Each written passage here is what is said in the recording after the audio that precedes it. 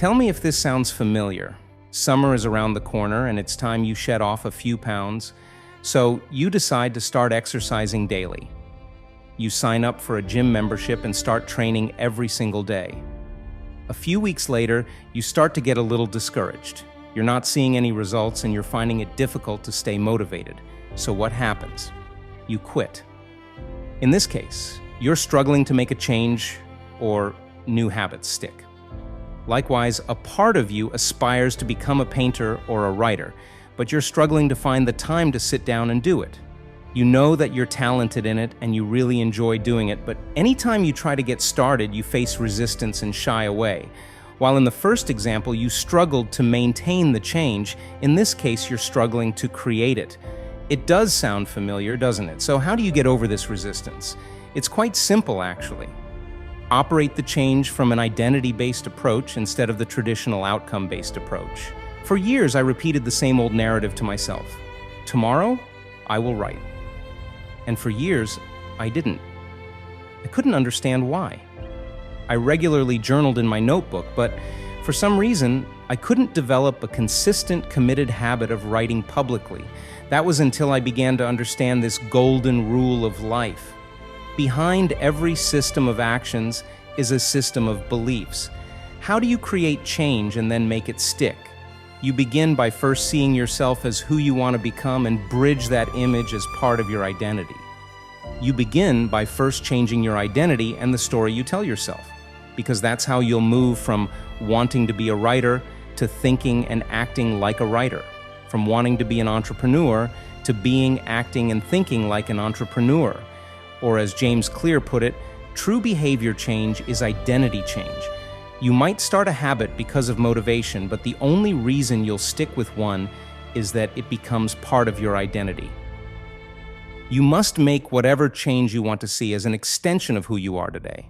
So let's go back to our previous examples. If you want to make exercising a daily habit, then you begin by starting to see yourself as an athletic person. I am an athletic person, therefore. I eat, drink, and exercise as an athletic-minded person would. What do athletic people do? They exercise. So your job now is to do exactly that, exercise. If you want to start writing, then you must begin by first seeing yourself as a writer. I am a writer, therefore I write. What does a writer do? She writes and publishes every single day. What should you do now? Write and publish every single day. If behavior is incongruent with the self, it will not last. You may want to build greater financial wealth, but if your identity is of someone who consumes rather than invests and creates, you'll continue to behave that way. You may want to become healthier, but if your behavior prioritizes comfort over discipline and exercise, you won't be drawn to training. As James Clear said, it's hard to change your habits if you never change the underlying belief that led you to your past behavior. You have a new goal and a new plan, but you haven't changed who you are. Change the way you see yourself and the story you tell yourself. Change your identity first, and you will be in a better position to build habits that stick. You do that by shedding your older self and integrating the element of who you want to become into who you are today. Your goal is not to lose weight, that's the outcome. Your goal is to become athletic, that's an identity.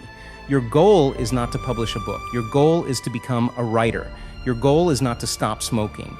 Your goal is to become a non-smoker. Your goal is not to wake up earlier. Your goal is to become an early riser. Your goal is not to learn Spanish. Your goal is to become a Spanish speaker.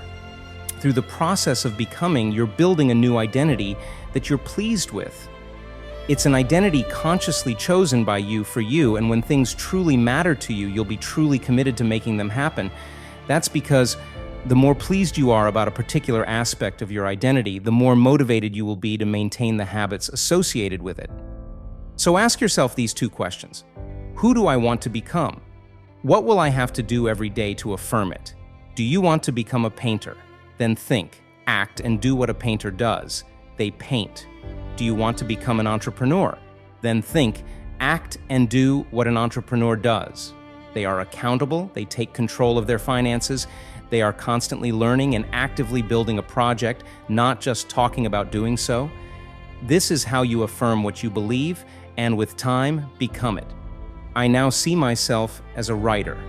I've incorporated writing into my everyday routine. I've committed to writing daily because that's what writers do.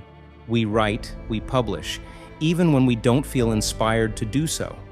Writing has become an extension of who I am. It's in my bio descriptions and on my personal website. It's what I tell people when they ask me what I do. I'm an entrepreneur and a writer. It was this simple mental shift that got me started on this path that I so longed for, but never found the strength to pursue, and more so, maintain. Your identity is the foundation of who you become. Address it first if you care to create authentic, sustainable change in your life and make new habits stick.